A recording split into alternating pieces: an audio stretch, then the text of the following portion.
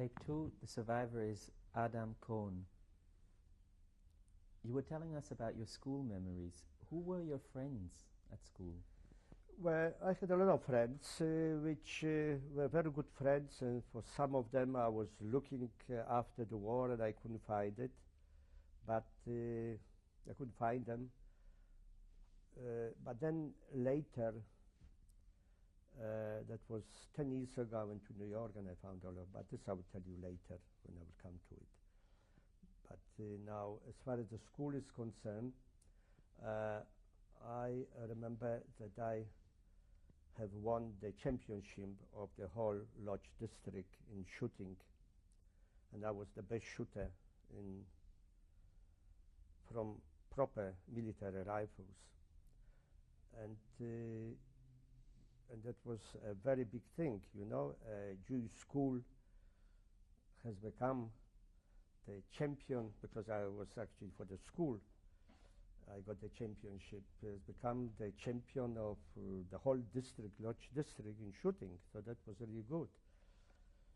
So I remember that was in 1939, actually, when I nearly finished. And we were going, then I went to a POW, which was a cadets school to train for the officers in Polish army. So I went also to a camp of those cadets in the town, little township called Skierniewice, was a camp. When it was only 3 weeks, 2.5 weeks, I think, and was a very difficult military training. Very difficult. I remember we had to get up early in the morning, early, 18 years old, 17, 18 years old. Very difficult military training. We had to get up early in the morning, 4 o'clock, 5 o'clock. We had to run for kilometers with the whole equipment, and then without the equipment, in trunks and bathing suits, we were going to, I remember we were running through the bridges on the rivers, and they were pushing us into the river in order to know how to swim. So they were just pushing. There was no teaching how to swim, but we had to swim while we were in the water. We had no other choice, because otherwise we would drown. And that was the way how we were learning to swim.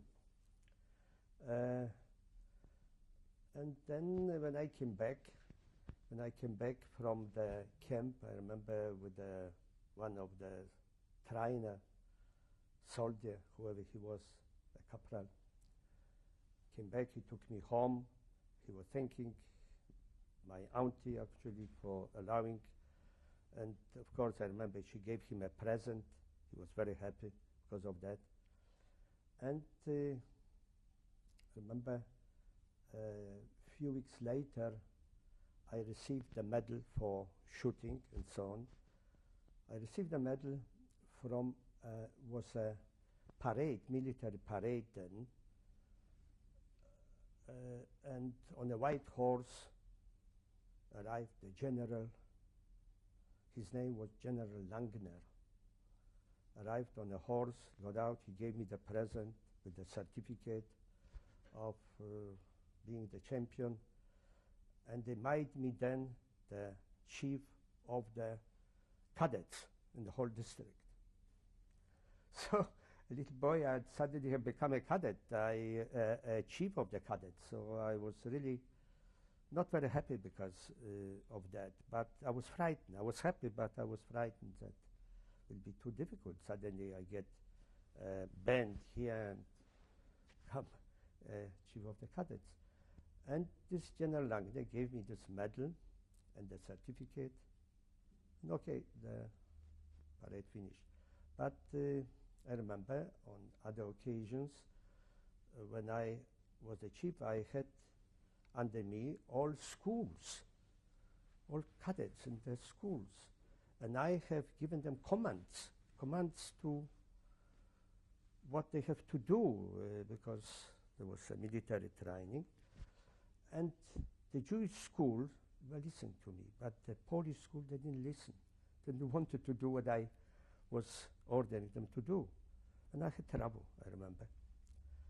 Yeah. But what happened, you know, General Langner has become in my memory.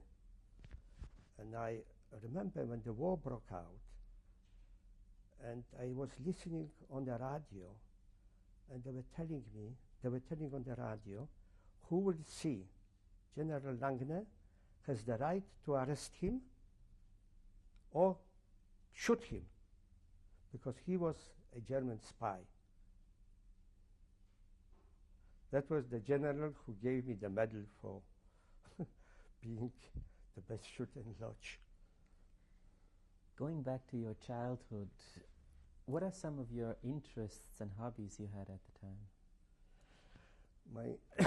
time? My interests and hobbies was, I was reading books. I was looking mostly, I remember when I was by myself sitting on the little chair in the kitchen, because my auntie and uncle, they went away. I was looking at books and looking, they were German books actually, and looking all the pictures. And then I was drawing from the pictures. That was my hobby, drawing from the pictures, the same on the paper. And I don't remember what hobby. I didn't have any special hobby, except reading. And what books did you read? What titles? What authors? Anyway, when I was going, for instance, for holiday, for school holidays to Warsaw, and I was going nearly for, I think, for about 5 or 6 years, every school holiday, and was on a line of Warsaw-Otwock. And every, I would say, middle-class person was going for holidays over there, because there were stations like, you know, every, let's say, I don't remember, 10, 20 kilometers was a different resort. And I was staying in a resort called Miedzeszyn or Michalin. The last resort was Śródboru. Before that was Otwock. Otwock was a resort for people who were sick on tuberculosis. Also in Miedzeszyn, where we were staying, also a sanatorium called Medema. That was a Jewish sanatorium, also for tuberculosis sick people. And I remember when I was a little boy there, they didn't let me to go near this sanatorium because they were frightened that I would catch tuberculosis from them. You know, so I was also, I didn't know actually, because they were sick. You were seeing people, young people mostly, who had tuberculosis. They were underweight, thin, pale. I have seen them. And in those holidays resort, I always, they forced me to belong to library, to take books from library, and I had to read a book every day, one book. It was impossible actually, but sometime I didn't finish, I changed for another book. But this is what they actually wanted me to do, to read books. Can you try to remember some names of books? Oh yes, Karol May, all books, you know, was Karol May, traveling books, and mostly books like the travel books, you know. That was, I was reading, but of course I didn't, sometimes I was pretending that I'm reading, but I didn't read because I had a lot of friends and we had to play a lot of games, and I was also playing football, and I have become a captain of a football team during school holidays. And then next year when I was coming again, the same thing, the same friends, and I had very good friends in Warsaw, but all actually perished during the war. What are their names? I remember one boy was his name, and I remember very well, Samek Radewski. And this boy, was a cripple from birth. He couldn't walk. He was standing. He could stand, sit, but he couldn't walk. And he was such intelligent boy. He was the champion, I think, in Warsaw. He was only 10, 11, or 12 years old. So he was a champion in Warsaw of chess. And all the people were coming to him to play chess. And so he was a very good chess player. And of course I was looking for him after the war. I couldn't find him. He was not available. But I had, by only coincidence, I have a book of telephone. I have a telephone book from Warsaw, from 1939. Some of the friend of us who was from Warsaw, he passed away, and he left us this book of telephones in Warsaw. It's a very interesting book, extremely interesting. So I was looking for this name of Radewski. So there are those names. I was looking also for the name of the uncles in Delphine, where I was staying with him in Warsaw. They're all there. So we can call them and look them up now maybe, because the telephone numbers are available. How did your chess-playing friend die? I have no idea. He died during the war. He just, who knows? I really don't know. I haven't been in Warsaw. He just perished, the same like everybody else in the Holocaust. Was he Jewish? Yeah. Did you have non-Jewish friends as well? I had, I remember I had, there were two non-Jewish friends in Miedzeszyn who were coming also for holidays in those times. But yeah, with those people, I didn't have special contact after the school, you know, because later, for instance, they invited me for the weekend to come to Warsaw and stay with them, but not non-Jewish friends. No, I didn't. I had also, next to Miedzeszyn was a little township called Faledica, and was a friend over there also who had a bicycle. I had bicycles. What was his name? I don't remember. He was living over there, but this boy was extremely poor, because he invited me once to his house to come in. So I couldn't believe it. You know, the smell. There was only one room. And the smell, you had to hold your nose. I remember that. They didn't have even a floor of wood.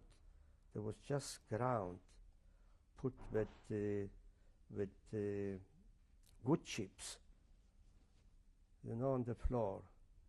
And this how the poor people were living in those little städte, little towns. Some people, I won't say all, but some people. Very poor. But he had a bicycle. A very clever, very intelligent boy.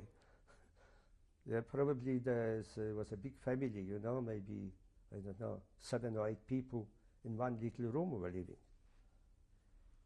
What do you recall about anti-Semitism before the war? Now, as far as anti-Semitism, I didn't have actually any incident except one, which was extremely bad incident. That was in 1938, when I was still at school. Poland annexed part of Silesia, which was belonging to Czechoslovakia.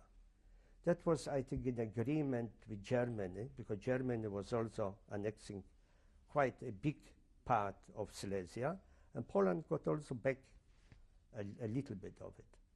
And it was a great manifestation then in Łódź. That was in September 1938. It was 1 year before the war started.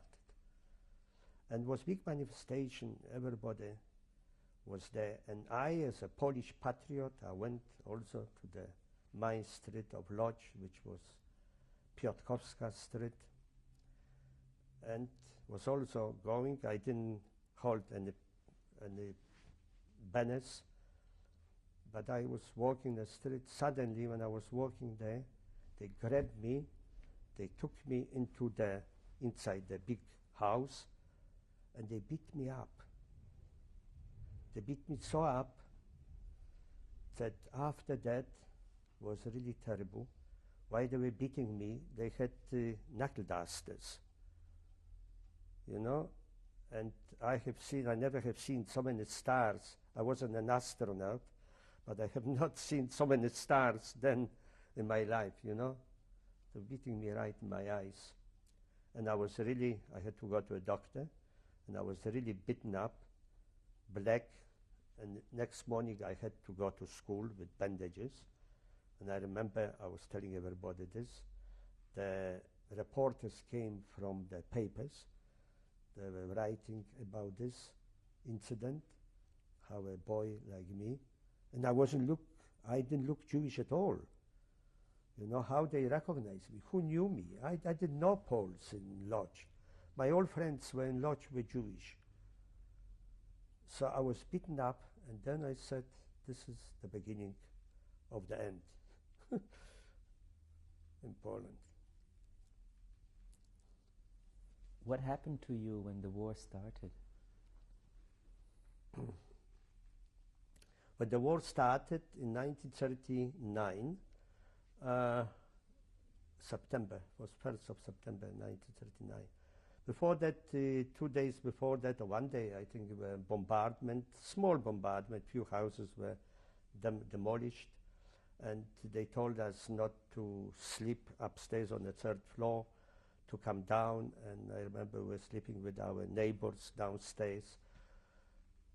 But this took only, I think, 1 day, and then suddenly you see the German army in Lodz. The German soldiers were everywhere.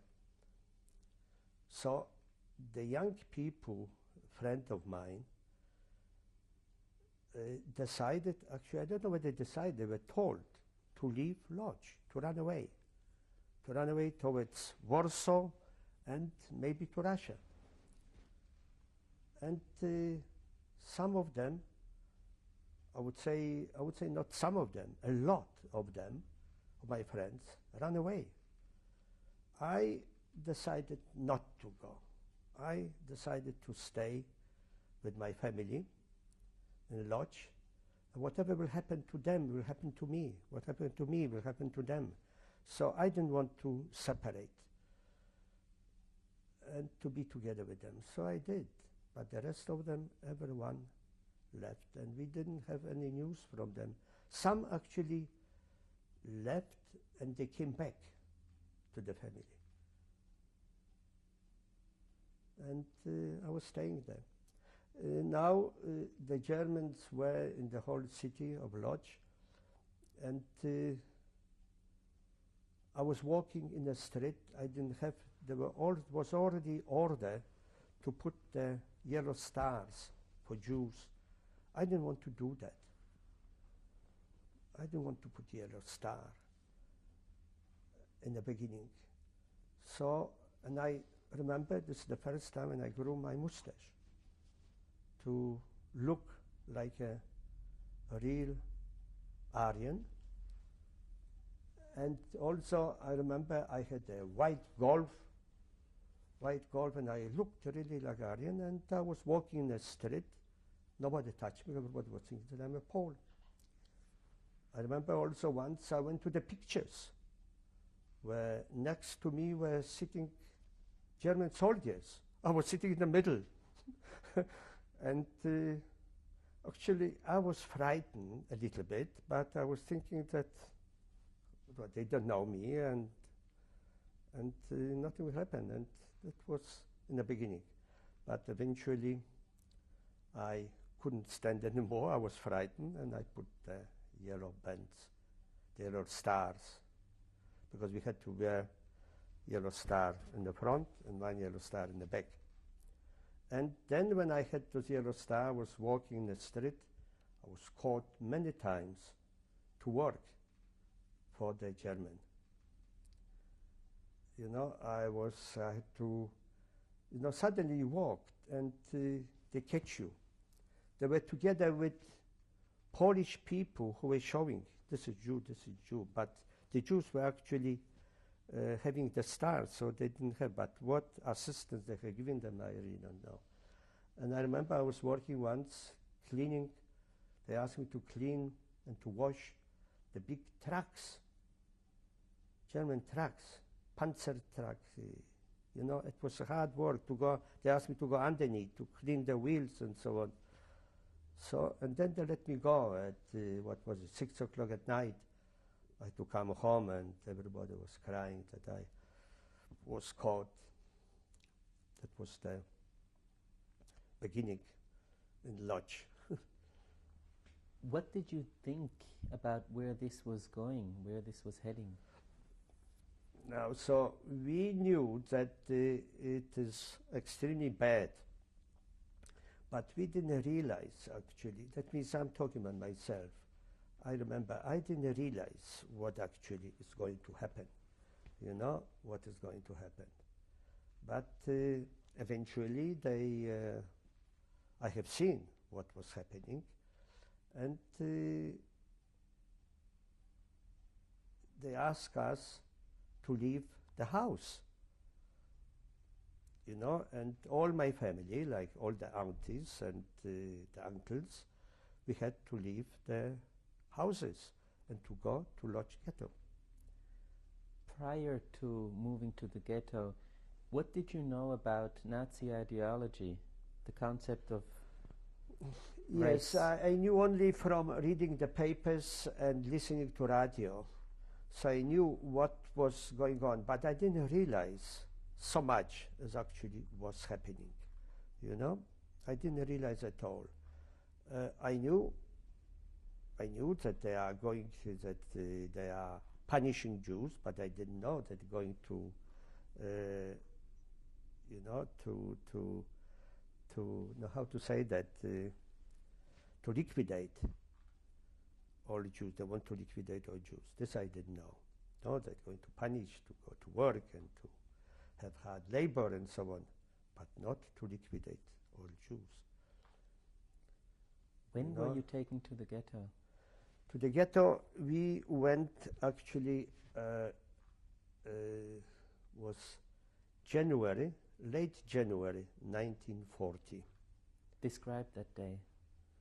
That day, you know, the house, the caretaker actually from the house, the only, you know, in this house were living only Jews.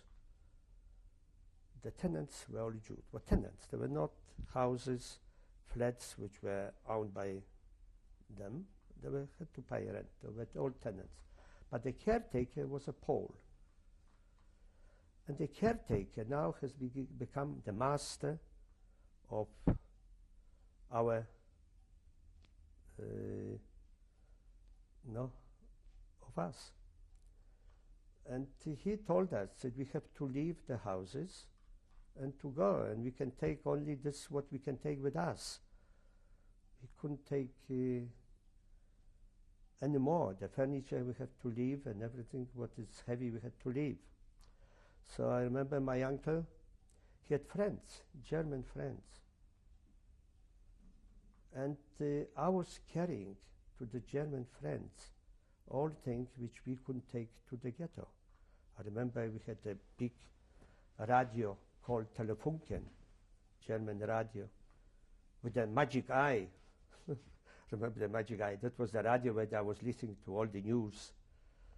And I was taking to them, and also other things, a lot of things I was carrying, taking those things to the German friends of my uncle.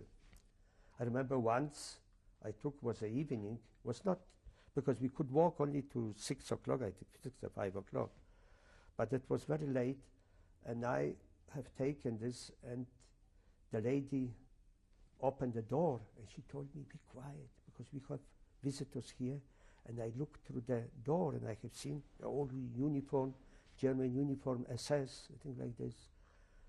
So I left those things and I went back. So that was the beginning the beginning. And then we had to leave, we have to leave to the ghetto. To the ghetto, it was end of January, or maybe beginning of February. The first, maybe 1st, 2nd February.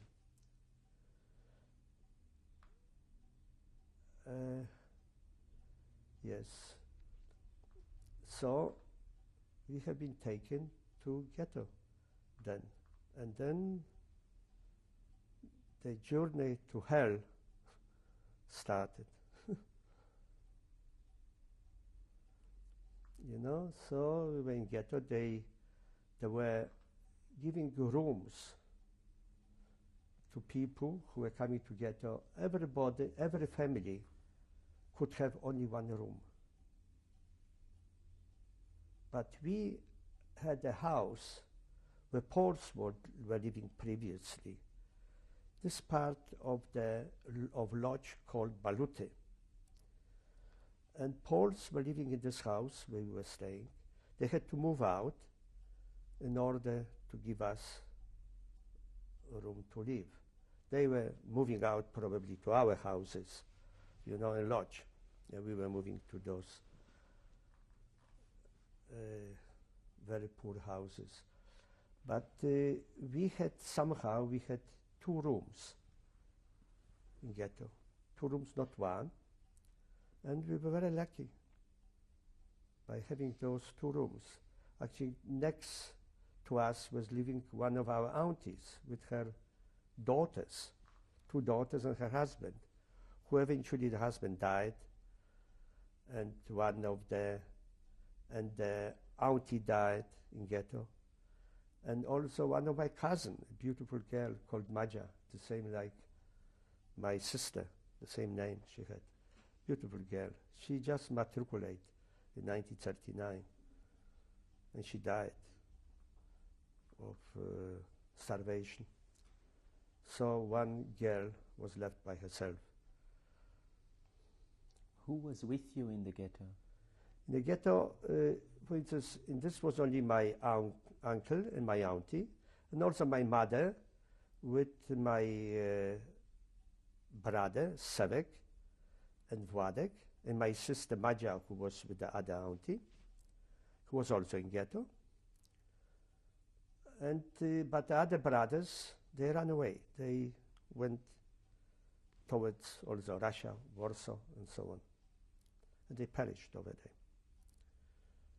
We'll change the tape.